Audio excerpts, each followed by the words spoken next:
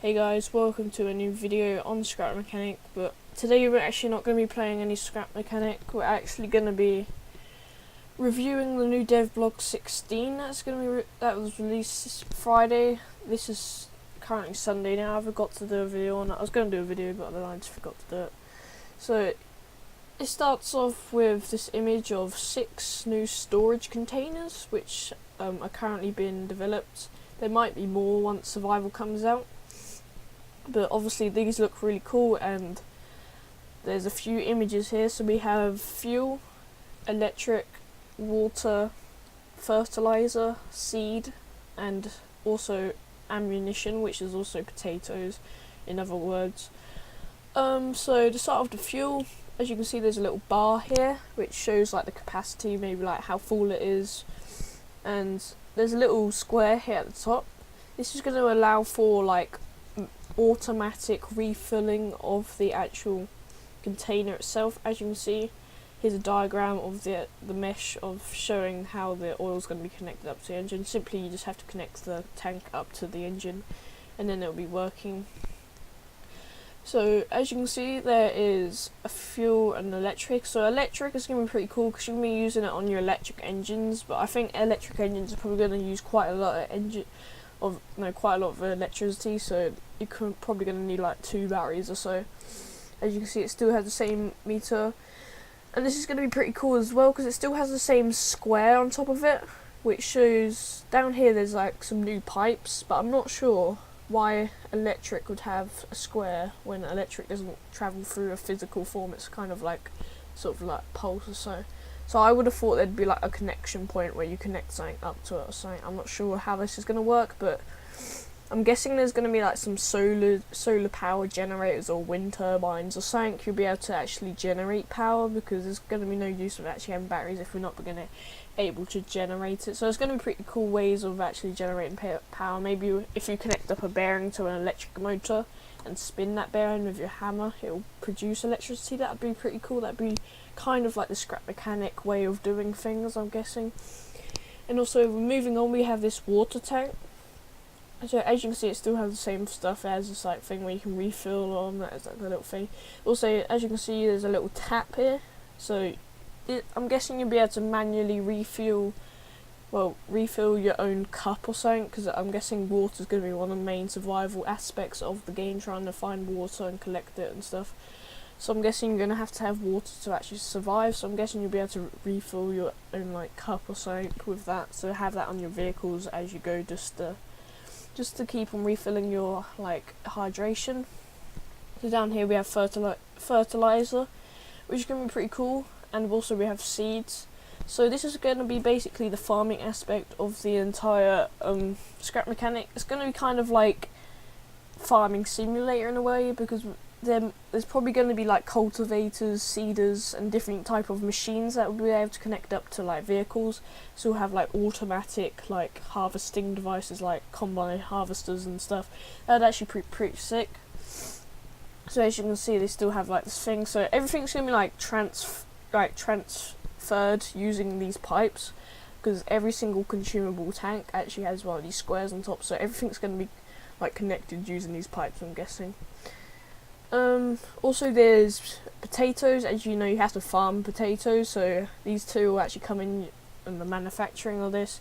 This is the ammunition crate, which allows you just to like store potatoes, and if you put this on your vehicle, I'm guessing mounted spud guns will be able to use this ammunition, and plus it'll be just a storage device for your own spud gun as well. I'm guessing spud guns will have their own magazines of like sorts with like potatoes inside of them. I'm not sure how the reloading system on a spud gun's going to work, but it's going to be pretty cool once it comes out. As you can see, we actually have the like item consumable that you'd be able to put into the tanks. As you can see, you can put it in automatically using these like funnel systems. There's going to be an input output like pipe thing, which you'll be able to just put all the consumables into the tank automatically without you having to open this GUI. But if you actually do want to put it in manually, because you're like just starting out, you can press E on the tank, I think, and then you'll be able to put this like fuel in it. I'm guessing you'll be able to find fuel in the warehouses when you raid them, and then you'll be able to actually supply your vehicles with enough. As you can see, there's quite a lot of fuel being put into this tank, so I'm guessing there's going to be quite a lot of capacity using these tanks, and that probably means that a gas engine probably going to use a lot of fuel. So yeah, this pipe system's going pretty cool. It doesn't show any like craft bots or anything, it's all blocked off by this metal wall, but it does show the actual individual pipes. They're going to be quite bulky. In the last DevBlog they showed like the pipes being like 1 block wide, but now they've like resorted to go into like the big wide pipes like you see with the red ones and the other pipes that are currently in creative mode. And you also get this input-output system. I'm guessing you'll be able to change where this arrow points. This basically tells you where the thing's actually gonna like output or input. So if you put one of these directly over this, it'll start refilling it. I'm guessing you'll be able to actually take stuff out of it automatically as well, so that'd be pretty cool for like replacing the actual consumable. So here's the new NPCs, or like enemies, or hostile enemies. This is called the tape bot. They actually like hinted this on their Twitter. They showed a picture. They didn't tell anyone what it was, but people did guess what it was. It was tape bot. It seems to have like this scissors or like sort of like stapler thing on the side. So this is gonna be like a melee like sort of enemy. So they're not gonna be able to get you from range, which is pretty cool because you can shoot them off with a spud gun while they're trying to chase after you. So they're not gonna be able to like shoot at you back as well. But one of the really cool features of this bot here is to be able to tape up anywhere. So this tape's actually going to be sticky, which means you'll be able to get stuck in it, and that allows them to like kill you with their scissors or whatever. But if you hit them with spud guns, then they'll like die, I'm guessing. But due to like how many there actually are in a warehouse, they actually say stock up on a lot of on a lot of spuds, otherwise you won't be able to make it, because as you can see in these images there's like 7 in one area, which is quite chaotic, especially with all this tape around. You'll be able to shoot out the tape, but it will take quite a long time, so you're going to need quite a lot of potatoes as well.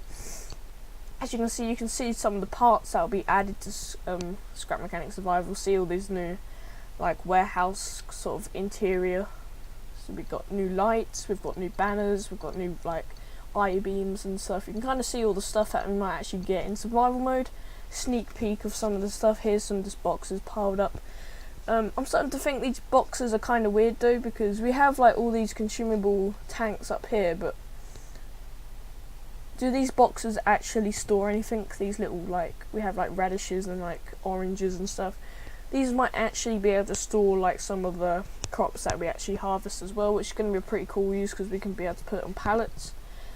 Also with the pallets, I'm guessing currently the pallets don't actually have a separate hitbox, so when you try to put something under, when you try to put like a block inside of the pallet, it doesn't let you because it's just a solid thing. So we might actually be able to see some like forklift mechanics being added to the pallet, so we'll be able to lift up all this stuff. As you can see, they've shown 2 stacks of this here.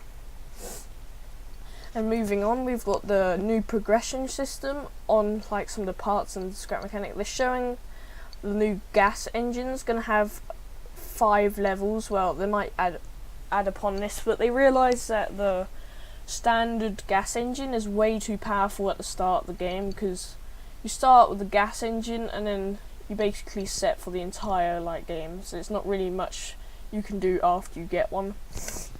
But this basically adds, so I'm guessing the start one's going to be pretty like slow and bad. It's going to be able to, like, the robots are going to be able to chase after you pretty good with this one. And then this is going to be like a more upgraded version. I'm guessing you'll be able to like downgrade it using like the controller thing. The GUI allows you to like pull down the power, so I'm guessing you'll be able to like degrade this to like level 1 one if you actually want to. And then there's level 3 one. As you can see, like the chassis of the actual engine has changed up. It looks pretty cool. That's going to have more power as well. It looks pretty sick. It's got 3 pipes instead of 2 like this one. Level 4 looks insane. This actually looks like a pretty cool engine. I'd actually have this showing on my build, even though it'd probably get destroyed or something. I don't know how the destruction physics will work, but this will probably be sick, and I'd actually have this on front of my vehicle. It has like orange lights, red orange lights showing out the side.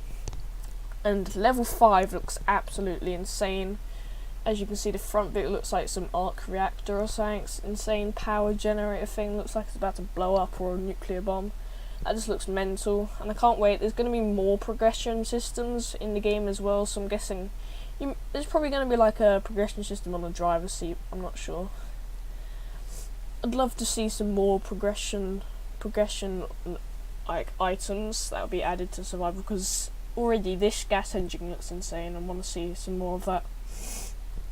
So now onto the encryptor. This is going to be quite like a weird one. So the encryptor was announced two like DevBlogs ago, I think. Anyway, so this basically, all this does is just make anything it's connected to indestructible, and also hides any connection points. Basically, the main reason to have this is going to be in the warehouses, because as you'll know, each type of part has its own colourful connections. So if you just pull out your connect tool, you'll be able to locate any good parts that you might want for your creations. So this basically just stops you pulling out your connect tool and like finding all the parts and stuff. So when you go into a warehouse, you're completely blind and you have to like kill all the tape bots, or there might actually be more bots added to the warehouses, but currently it's just the tape bot. So you have to kill all the tape bots, get through all the tape, and then find this thing. And once you destroy it, I'm guessing this will be able to just destroyed or mined or like done something with, and then you'll be able to take all the blocks and parts that are inside the warehouses to your own. And also you'll be able to locate some good parts with your connection tool.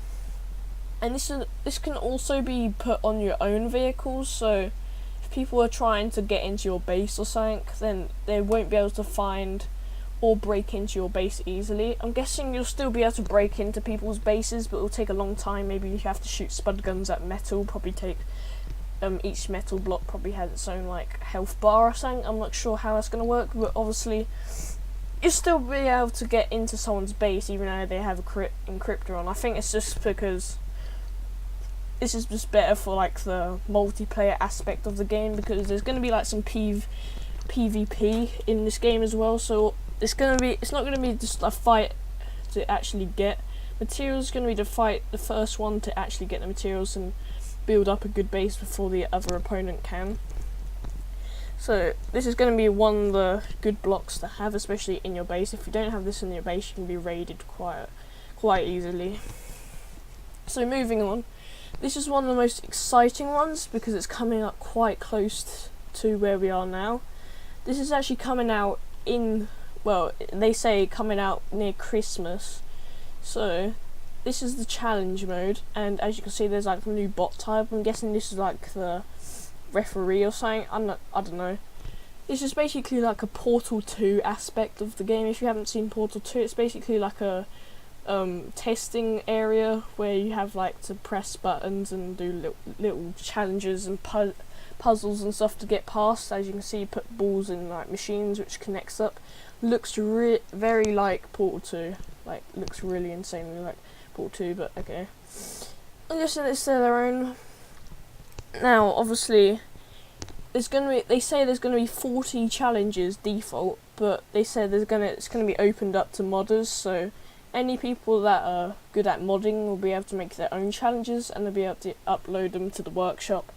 But they said they're not gonna add a tile editor or like any like sort of editor for the challenge mode, because they don't just want like random challenges to be in. And this challenge mode is only really just to help them with survival. So basically the challenges are basically set up like challenges in the actual survival, so they can like sort of trial and error their way through survival, make sure the game's actually polished up, all good, so it's not actually a bad game when it's released. So this challenge mode basically gives them feedback on how the game is actually working. And as you can see, you'll be working with limited resources like you will be in survival. And you'll be able to have to do challenges. It basically sets up like the challenges that you have to go through in survival, and so they can actually polish survival and make sure it's all like fair, so you don't have like OP parts and stuff. So that's going to be pretty cool. As I said, that's going to come out release time for Christmas. So once Christmas comes, you have an extra present at your Steam library as well. You'll be able to update Scrap Mechanic. So yeah, that's going to be a new present for you on Christmas Day as well, so I actually look forward to getting that. I'm going to be doing some I'm going to do a series on that, so make sure you have your post notifications subscribed to me as well to see the series on the challenges. So moving on, we have a new lighting system and like environmental like interaction system. As you can see, we have a daylight cycle. This looks pretty sick, with especially the sunset and stuff with the red and purple and pink. It looks pretty. That was not pun intended, but okay. And then you see this warehouse here. This looks like one of the warehouses you will have to like invade and stuff. This might actually be a player base that you'll be able to build, but it kind of looks like a terrain asset, so I don't think you'll be able to build this, but I'm guessing you'll be able to build on it and make your own base and stuff. This could also be like an NPC's base where people can just go in. Yeah, and trees and rocks and stuff, well not rocks, but like grass and that move around now, so as you can see like this GIF that all the trees are moving around. You get more like interaction with the environment. Rocks have a new texture, they look kind of rough, they have like a new sort of texture. I'm not sure if that's just the picture, but it looks like they've kind of got like a rocky more texture instead of just the grey polygons that they are at the minute. As you can see, the lighting system, especially on the hammer, as you can see it's more noticeable on the hammer. There's sort of like shine to the hammer now. It looks more metallic, it looks like it's made out of metal instead of it's just made out of stone. Kind of an old one looks a bit dull and stuff. Now it looks kind of shiny. The other parts, the mountains in the background look kind of shiny and they're more defined as well.